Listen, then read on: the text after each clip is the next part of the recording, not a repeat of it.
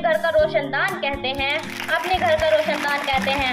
मंच पर उपस्थित प्रधानाचार्य, सभी अध्यापकगण, बाहर से आए अतिथिगण एवं मेरे प्यारे साथियों, मैं सानिया परवीन देश प्रेम और राष्ट्र निर्माण के उपलक्ष्य पर अपने कुछ विचार आप सभी के साथ साझा करना चाहूंगी। आजादी का असली मतलब वही समझ सकता है जिसने कभी गुलामी की हो।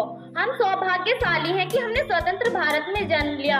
यूं तो आजादी की लौ 1857 में ही जल चुकी थी, जो मसाल बनकर 1947 में हमारे देश को आजाद कराई।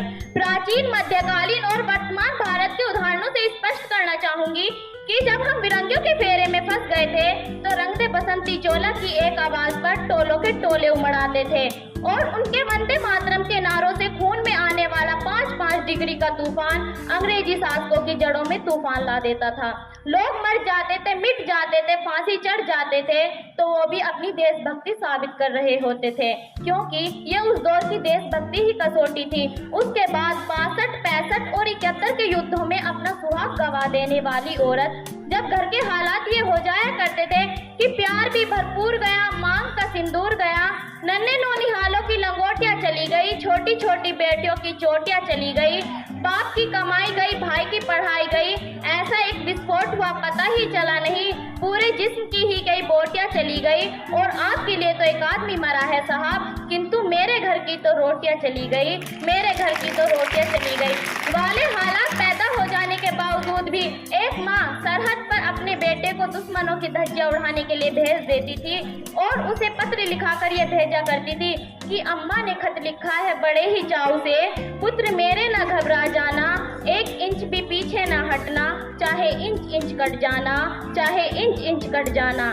इस प्रकार पूरा परिवार अपनी देशभक्ति साबित कर रहा होता था। तब देश बलिदान मांगता था, तब देश लड़ जाने को कहता था, तब देश मर जाने को, मिट जाने को, फांसी चढ़ जाने को कहता था, किंतु आज देश लड़ जाने को नहीं कहता, आज देश मर जाने को, मिट जाने को, फांसी चढ़ जाने को नहीं कहता, बल्कि मेरे विचारों में है, यदि कोई व्यक्ति अपना काम पूरी ईमानदारी, पूरी मेहनत और पूरी लगन से करे ना, तो वही सबसे बड़ा देशभक्त है। मैं नहीं मानती फेसबुक और व्हाट्सएप की डीपी को 3 रंग में रंगना ही देशभक्ति है। और यदि आप कहेंगे कि साल में 2 बार हाथ में तिरंगा ले लेना देशभक्ति है, तो मैं पूछना चाहूंगी कि फुटपाथ में रहने वाला वो बच्चा ट्रैफिक की छांव में नंगे पांव में जब तिरंगा बेच रहा होता है, तो क्या इसे आप उसकी देशभक्ति कहेंगे? यह उसकी देशभक्ति नहीं, उसके पेट की भूख की शक्ति है जो उसे ऐसा करने पर मजबूर करती है। क्योंकि न मस्जिद को जानते हैं, न शिवालों को जानते हैं, न मस्जिद को जानते हैं, न शिवालों को जानते हैं। जो पेट के भूखे होते हैं ना, वो सिर्फ भोजन के निवालों को जानते हैं, वो सिर्फ भोजन के निवालों को जानते हैं। अपने परिवार, अपने समाज, अपने देश के लिए समर्पण का भाव है देशभक्ति। हर देशद्रोही के जीवन में आने वाला तूफान है हमारी सच्ची देशभक्ति, ताकि हर देशद्रोही ये समझ सके कि अगर तू परिंदा है तो ये आसमान तेरा है, अगर तू दरिंदा है तो ये शमशान तेरा है। भाईचारे से रहना है तो रह इस जमीन पर, वरना ये कब्र भी तेरी है और ये कब्रिस्तान तेरा है, और ये कब्रिस्तान तेरा है। लेकिन एक देशद्रोही से ज्यादा देशभक्ति तब बहुत होती है जब एक बेटा अपने बूढ़े माँ बाप को वृद्धाश्रम की चौखट पर छोड़ आता है। करहा उठती है वो देशभक्ति जब मुसीबत में फंसे लोगों की जान बचाने से ज्यादा हम सेल्फी लेकर अपनी लाइक बढ़ाने में लगे रहते हैं।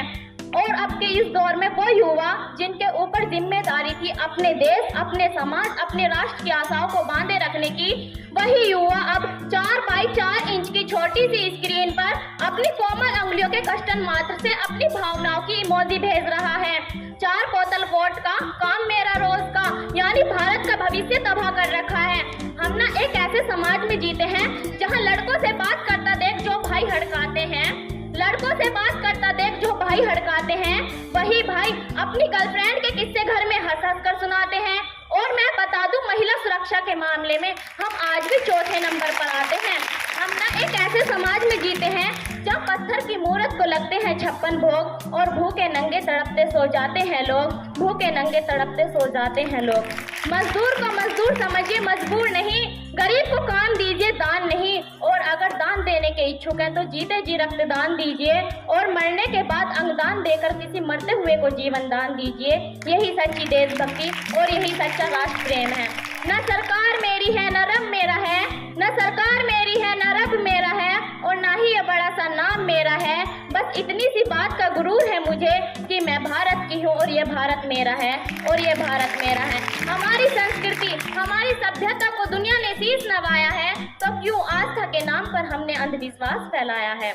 मेरे विचारों में हमारा राष्ट्र निर्माण तब संभव होगा जब इस देश में महिलाओं की पूजा नहीं उनकी इज्जत की जाएगी। राष्ट्र निर्माण तब संभव होगा जब हम जाति का संरक्षण नहीं सामाजिक सशक्तिकरण पर बात करेंगे।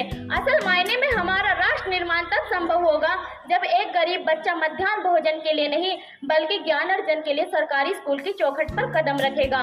बड़ी बड़ी बातें नहीं छोटी छोटी कोशिशें करनी होंगी, क्योंकि ठोकर हमें पहाड़ से नहीं पत्थरों से लगा करती है। और मैं सल्यूट करना चाहूंगी सरहद पर दिन रात हमारी रक्षा के लिए खड़े हर उस जवान को, इस देश के पुलिस प्रशासन और किसान को, और इस देश के हर उस व्यक्ति को जो अपना काम पूरी ईमानदारी, पूरी मेहनत और पूरी लगन से करते हैं, जिनके बिना राष्ट्र निर्माण की कल्पना करना भी असंभव सा लगता है। और आज इस मंच पर पूरी जिम्मेदारी के साथ मैं भारत की बेटी ये कहती हूँ कि हमारा राष्ट्र निर्माण तब संभव होगा जब हम सभी मिलकर, आप मैं हम सब मिलकर प्रयास करेंगे, क्योंकि हमारे देश की जिम्मेदारी नहीं है हम आगे ले जाने की, हमारी जिम्मेदारी है अपने देश को आगे ले जाने की, अपने राष्ट्र को आगे ले जाने की, अपने वतन को आगे ले जाने की।